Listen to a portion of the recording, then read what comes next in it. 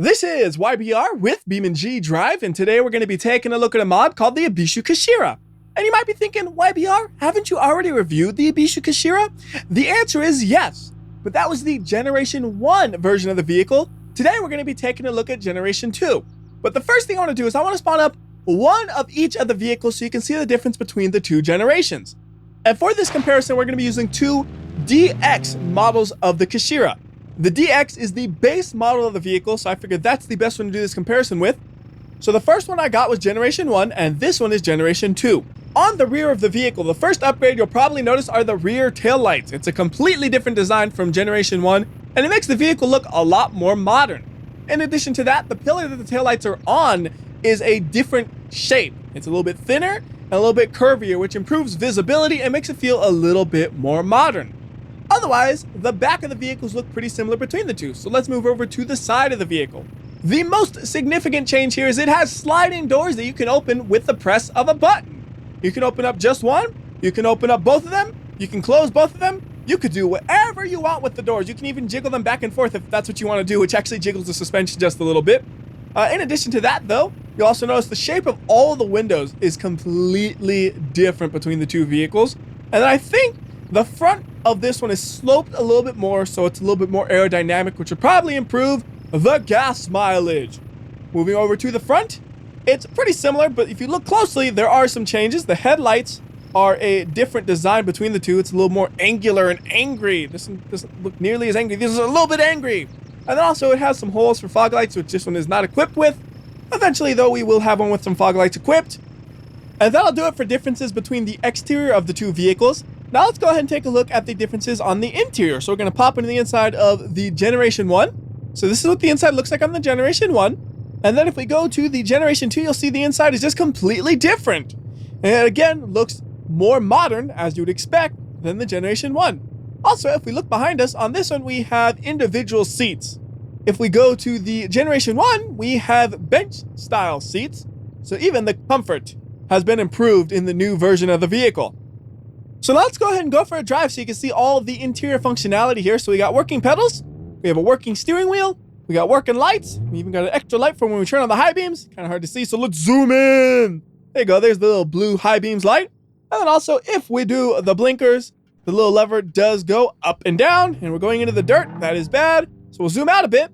And then down there, we got parking brake. When we activate and deactivate the parking brake, it moves just as you'd expect.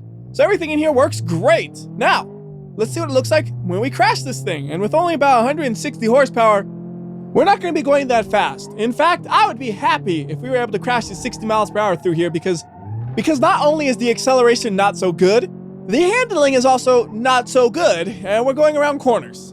So I think this is about as fast as we're going to be able to go, so let's just jump off the road and see what happens. You got a little bit of slow-mo, a little bit more slow-mo, because here's the big impact.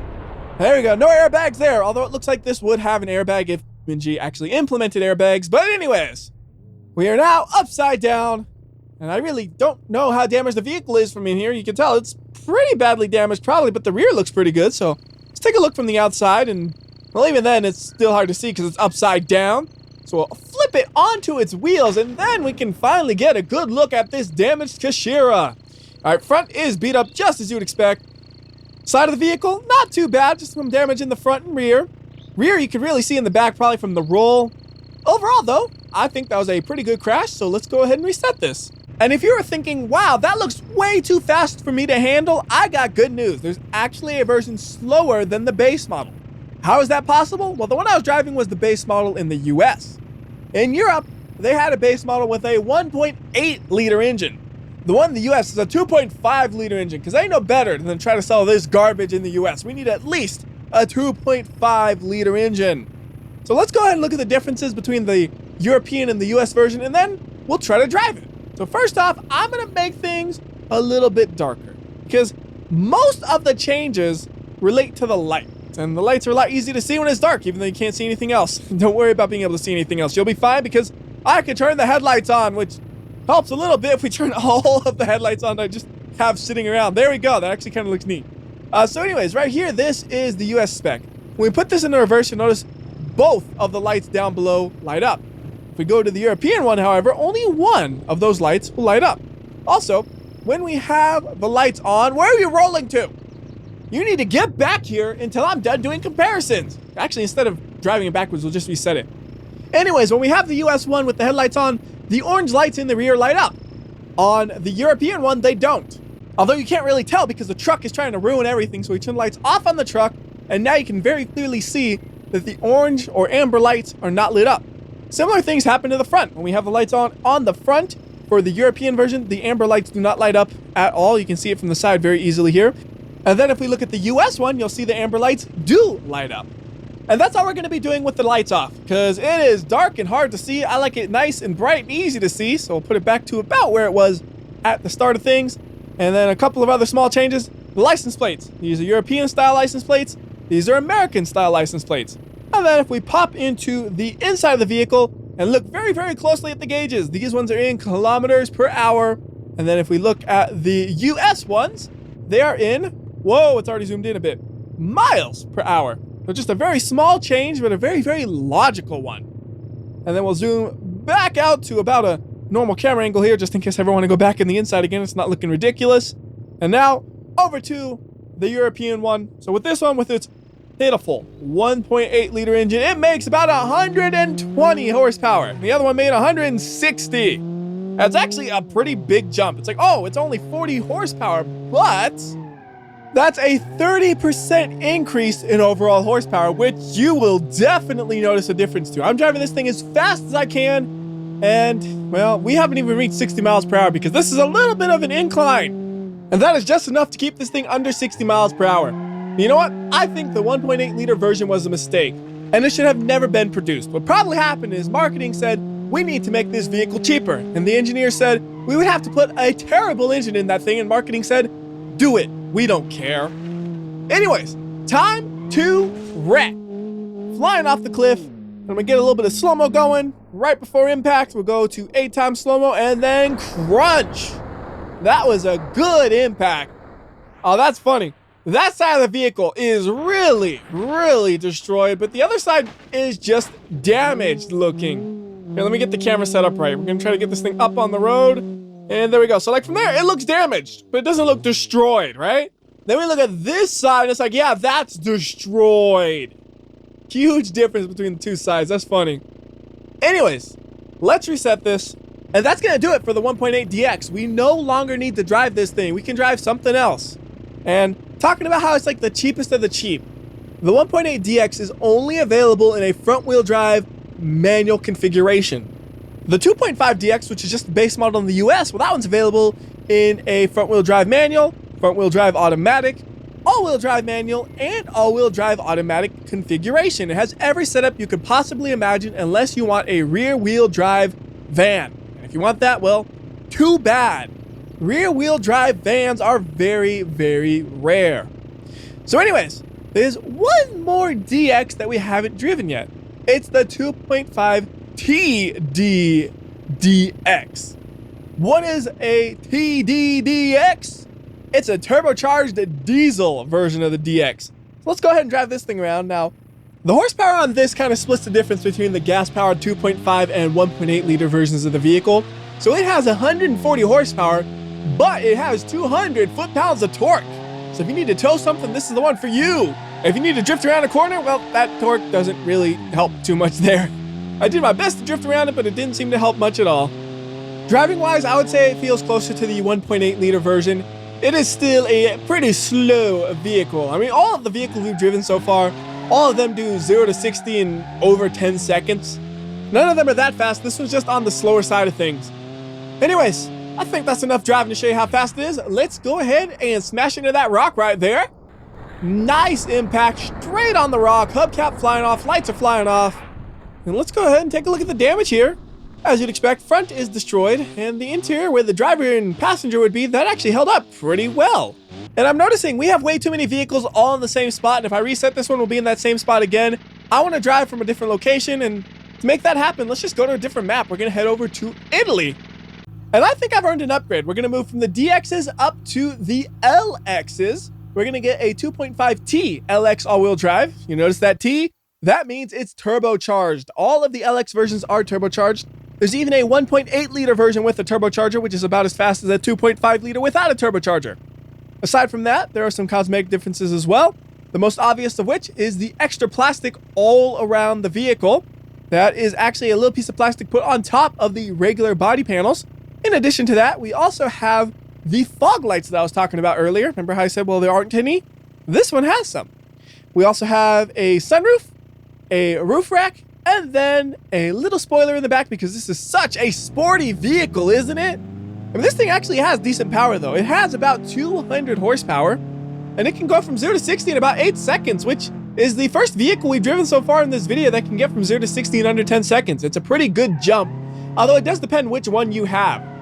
If you have front-wheel drive, all-wheel drive, manual, automatic, it does make a difference, but I believe the one I chose, the all-wheel drive automatic, is the fastest option there is. And I'll say this is the first one that's decent to drive. The 2.5 DX, that one was drivable, and then the other ones were just too slow.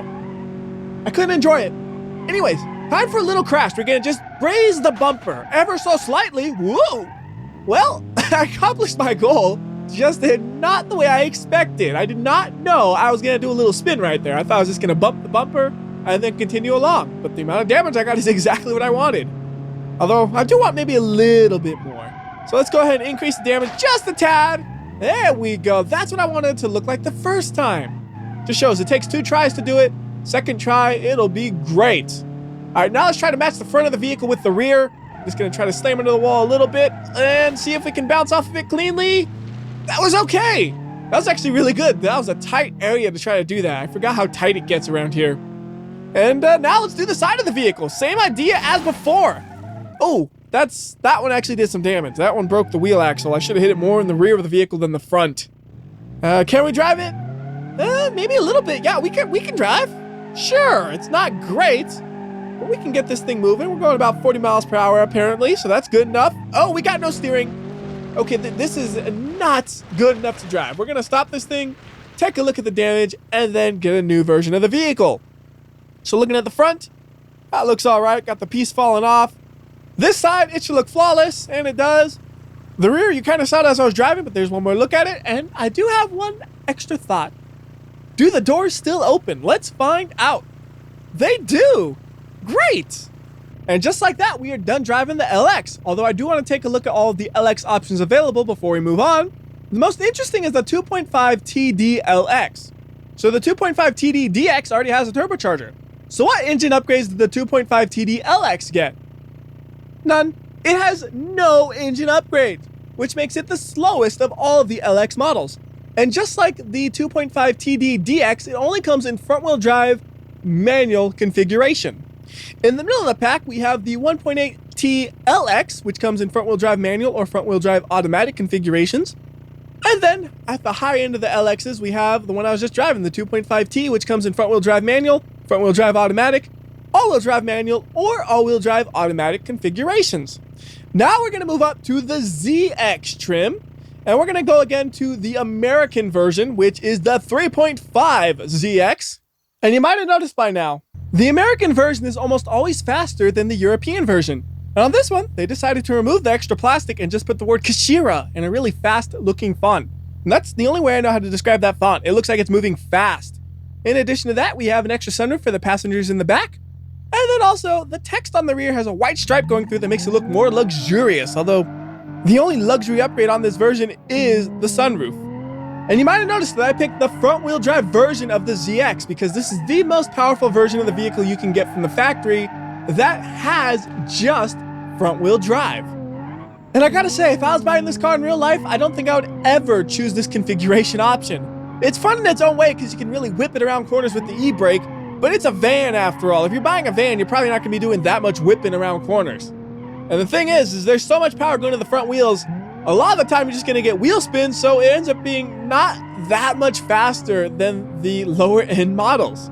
But it is at least decent to drive just whipping it around like this. Pretty much any front wheel drive car with good power can be whipped around like this though, that's the thing. It doesn't really matter what the chassis is, just whip it around anyways. It's a van, whip it around, and it works fine even when I go in the grass a little bit because I overestimate the curves. All right, let's go ahead and wreck this thing. I'm just going to smash in that fence and see what happens. Wheel axle is broken, so it's not really going to be able to drive. And this is kind of what the damage looks like while it's on its side, and we'll go ahead and reset it. And I also want to drive the all-wheel drive version of this, but real quickly, There's also a European version of the ZX, which only has a 2.7 liter engine. This version of the vehicle is actually slower than the 2.5T LX up here, which is kind of interesting, I thought. The mid-trim American version is faster than the high-trim European version. So anyways, 3.5 ZX all-wheel drive. That's the one I want. I think I want automatic because in this one, the automatic is faster because of just the way the gearing is, I assume. Flooring it from a standstill, we can get from 0 to 60 miles per hour in about, looks like 6 or 7 seconds. So that's a pretty decent time. Got to go around this corner, which can sometimes be tricky. Make sure we slide it a little bit. Ooh, that's a lot of slide. Just the lightest tap of the bumper too. Ooh, we should try this thing in the dirt road. It is all-wheel drive after all, so it's basically a rally van. That's my logic at least. Let's see how well it does. And so far, it's accelerating great in the bumpy dirt. Like, this is pretty bumpy and we're going almost 70 miles per hour. I am definitely just asking for a collision though at these speeds. This is dangerously fast. I gotta slow down just a little bit for this corner because it's one of those left then right corners which are always a little bit more tricky in the dirt because you're sliding all over the place.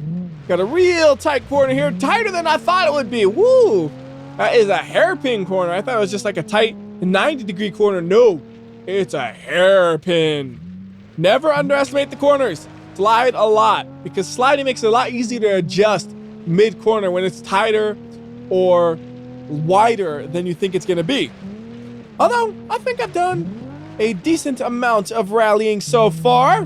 That's a nice little finishing maneuver right there, going all through those corners. I just got to find a good place to crash it. Ooh, those rocks look good. Here we go. I think I even saw a sign that says don't fall off. And here I am falling off and spiraling around a tree. Oh, come on. Land on your wheels. Land on your wheels. Not going to do it, is it? We got to make it on its wheels. All right, hold on. Grab and yank. Okay, we are on our wheels, so you can take a look at the damage. It's not that bad considering the way we crashed. I crashed again trying to drive out of there, so we're not going anywhere. How about the doors? Do they work? Yes, they do. They work perfectly fine. I really got to see what break those doors because they always seem to somehow work. To properly test the durability of the doors, we need a faster vehicle. In fact, I'm going to get the fastest production version there is, which is the 3.5 GTZ all-wheel drive. The funny thing about this one is it only comes in all-wheel drive manual configuration. That's it. The ZX came in every configuration you could possibly imagine, but this one can't drive an automatic? Too bad. You want a front-wheel drive? Well, that's just foolish because this one has 320 horsepower and there is no easy way you're going to get that much power down to just the front wheels.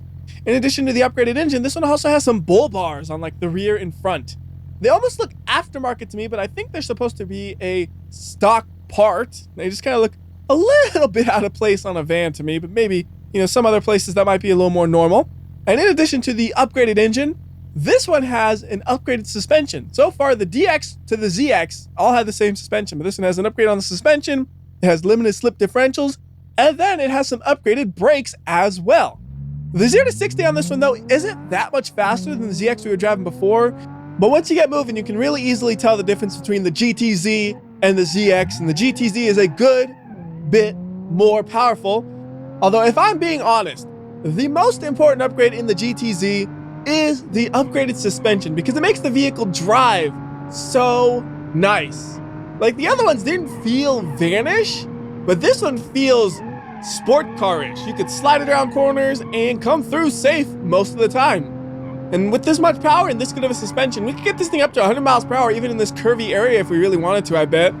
Let's just floor it through here, 90 miles per hour, and easily getting to 100 miles per hour. Now I gotta wreck it, and I gotta find a good spot. How about this? We'll just climb up the mountain over here and see what happens. Got some decent air, but we're not gonna really get wrecked, are we? No, we are mostly intact, although we are stuck in this wall, it looks like. I'm trying to get out of here, it's just not happening. So here's what I'm gonna do. I'm gonna go ahead and save the vehicle, and then we're gonna reset it, and then load up the damage so we can check how do the doors work. The answer is they still work fine. They don't really line up too well with the body panels when they close, but the opening mechanism works fine. Drivability is not so great. We can drive if we really, really want to. It is a struggle, that is for sure. Can we damage the doors a little bit more and see what happens? Sure, let's try it. That's a little bit more than some more damage. In fact, yeah, I lost both of the doors. So I don't think they're gonna work anymore. We even lost the wheel. Oh, but somehow we can still drive a bit. Although we got virtually no steering here. I'm just gonna crash into these trees and that's gonna be the end for that Kashira. But I wanna drive this Kashira a little bit more because I am enjoying it. So maybe we'll do some sliding around corners and just kind of goofing off. Just like that. See, the all-wheel drive makes it nice and easy to slide through those corners with a van. That's the best part about it. It feels kind of like a sports car to drive, but when you look at it, yeah, that is definitely a van. It even has the sliding doors. And we got some airtime too. Ooh, that's gonna wreck it up a bit. Can it corner tight enough? Not quite. If I had a little bit more luck with the way the vehicle bounced through the air, I might have been okay, but the way it bounced was just a little bit awkward. And you know what? I like the air, so let's get in the air again. And that time it didn't do so well. That is drive shaft broken and wheel axle broken. It's able to move itself along a little bit and it kind of looks like a pigeon, but it's not going to get very far. We can't test the door on that side, but we can test it on this side. So does the door open? Yes, it does. Yeah, I just realized something. When we had the two Kashiras side by side, I never once did a crash comparison between the two vehicles directly at each other. I don't know how I forgot, but I just did. So now let's just go ahead and do that. We're going to get both of them to be the GTZ version because they got to go fast. Then we'll just drive this one a little bit away and we'll tell them to drive at each other and hopefully we get a good collision. Thankfully, we don't need to drive too far because both of these vehicles are surprisingly fast for being vans.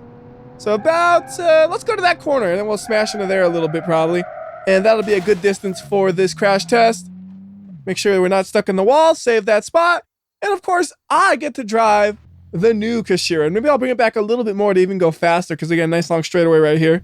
So I'll bring it to there. Then we go to the AI menu and say, AI, hey, come and get me.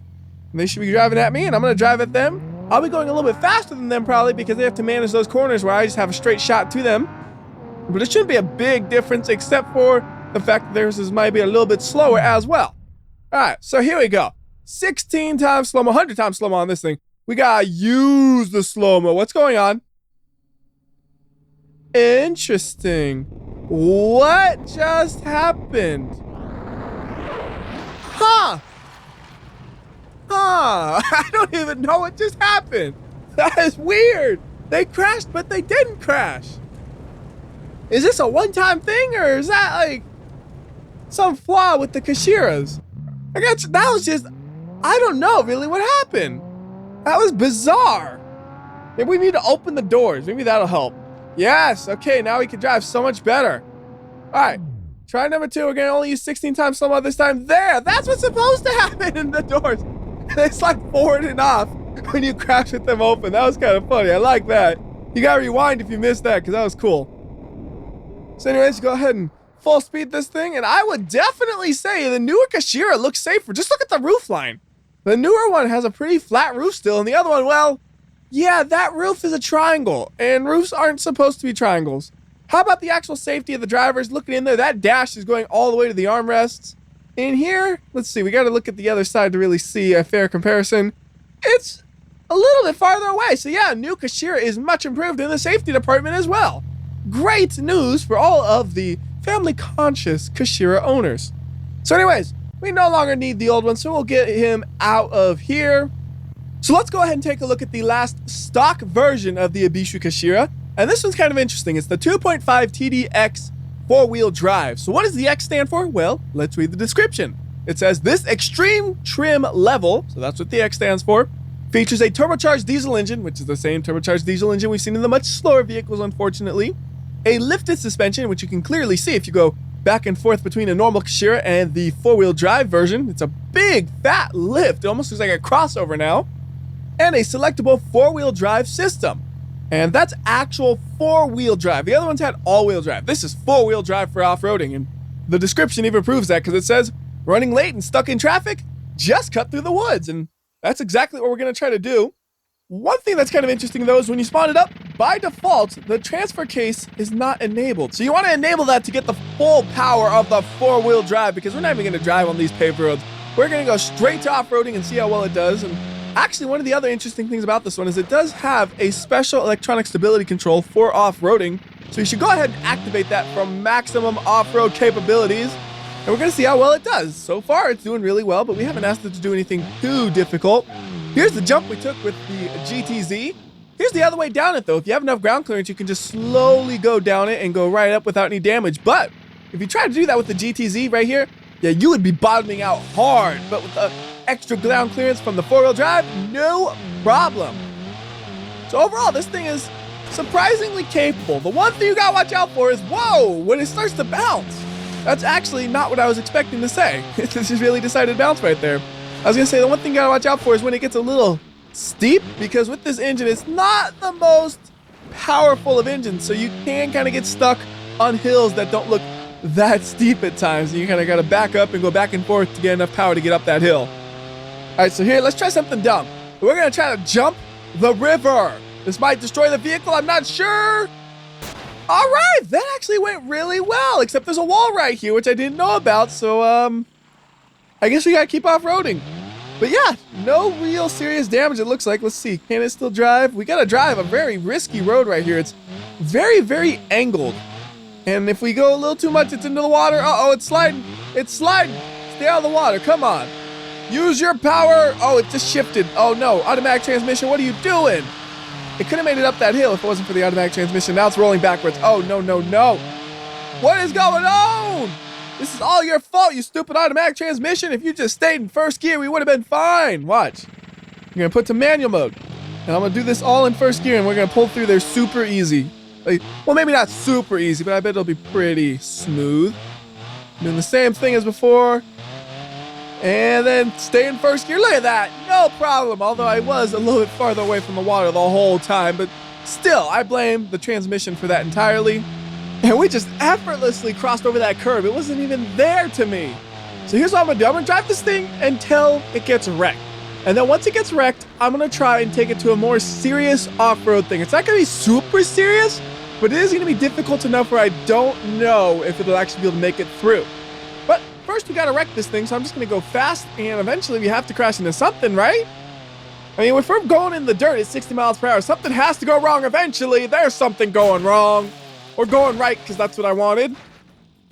Is it going to land on its wheels somehow? Yes! That thing looked unnatural the way it rolled back onto its wheels, but you know what happened? I think it's so crooked on the body from hitting the roof, it makes it really easy to roll onto the wheels. Now that gives me a really dumb idea for something I want to do. I'm not going to reveal it right now, but you can probably guess what it is just based on what just happened. Anyways, what else can we do to wreck this thing? Let's try taking it in the dirt road for a bit and see how well it does for that. It's not driving perfectly straight, but it's driving pretty good. I think we can go pretty fast through here and then dump it into the water or something. Like, we got water right there. Here's what I want to do. I want to tap the water. We're going to go real close, just tap the water and drive out of it. Tap it, tap it. Don't go in it. Ooh, that was clean. That's exactly what I wanted to do, except we're a little stuck. Come on. See, this is why we're in manual mode. Look at this. We can pull through, then we can upshift, and we can go up the next part of the hill easily. And if we get high enough on the hill, we should eventually end up in a spot where we could drive the car off the hill and cause some damage. I think maybe over here might be a good place for this. Let's see. How steep? Oh, that gets steep. Okay, this is good. This is going to be the finisher for this vehicle on this map. Boom! Drive shaft broken. Although you can't see the damage too well from this angle, and I can't drive it out of here, so to let you guys see how damaged this thing is, because this looks like a pretty good damage, I'm going to save it up. Whoop, that didn't save. Save it up, and then we go back over here and load it up. Okay, aside from the glitch that just now appeared, here is a look at the damage. And aside from the glitch, it looks pretty good. Anyways, I want to move over to Grid Map and do a little bit of off-road testing there. And all I want to try to do here is do the off-roading over to our left. So let's go ahead and spawn this up, and it shouldn't take long at all to do that.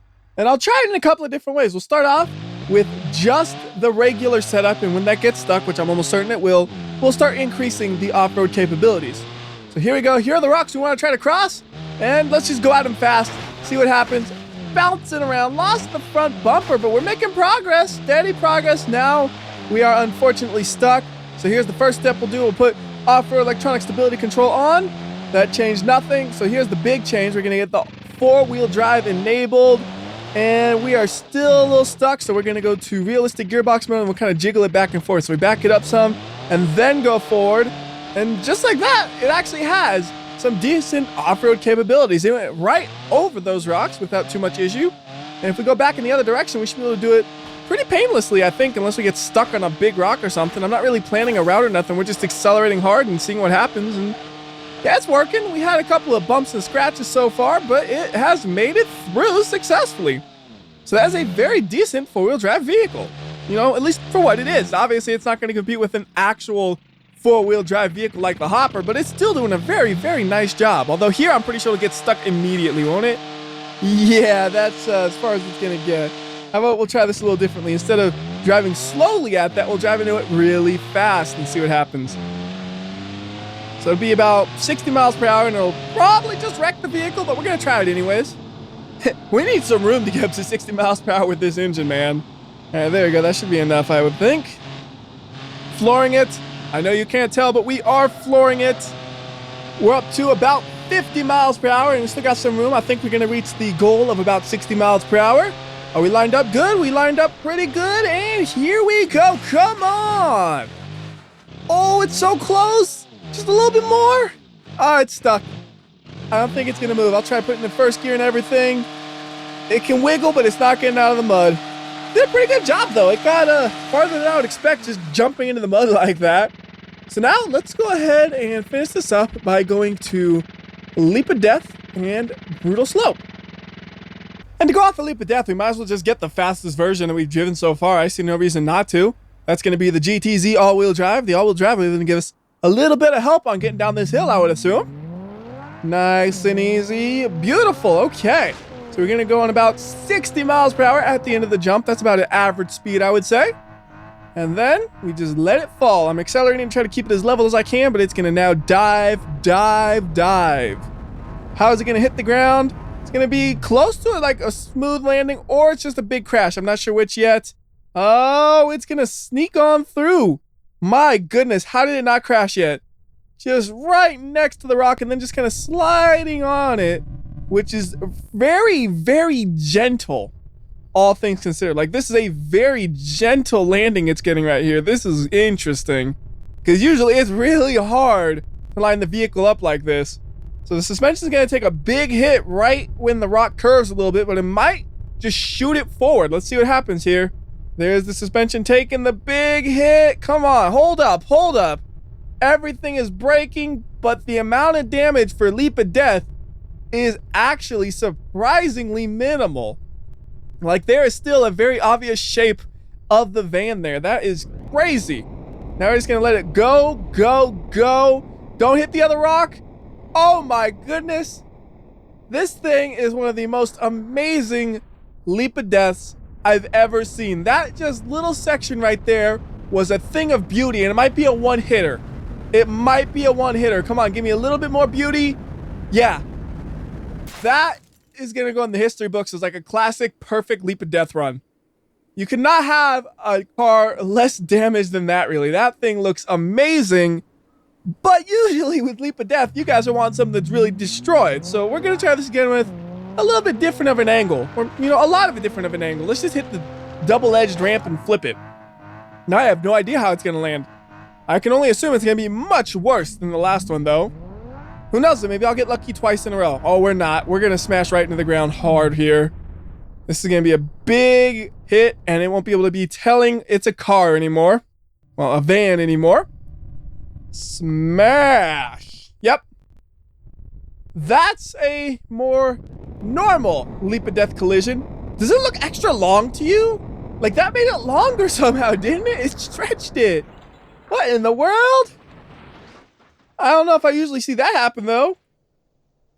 Right? It is longer. Maybe it's just a camera angle. I can't tell. All right, anyways. Real time all the way to the bottom if it'll get there. Doesn't have too much momentum going, but you can never underestimate how far something can go at Leap of Death. It only takes one good bump and it'll fly the whole way, or one bad bump and it gets stuck. I think it's going to make it. Looks pretty promising.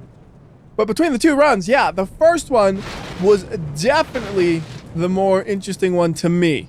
Because to me, it's like this looks the same as any other vehicle after so many crashes. So there we are. We are now done with the Leap of Death.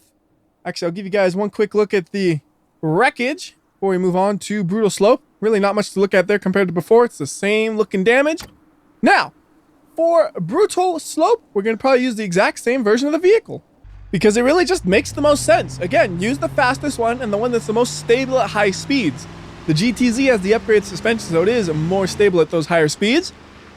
And by now, you probably noticed that we've only touched the stock vehicles of the van. I plan to do a second video where we go over all of the non-stock customized versions of the van as well, because this video is already a bit over a half hour long, and if I was to do those as well, the video would probably approach about an hour long, which is just ridiculous.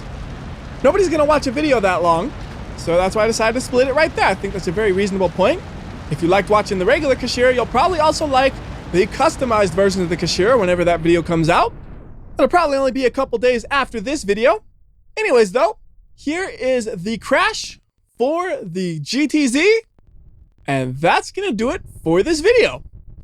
Till next time, this has been WhyBeAre, and remember, if you like or dislike this video, I will know. I can tell based on how smoothly the doors slide in the Kashira. So do the right thing, and I'll see you next time.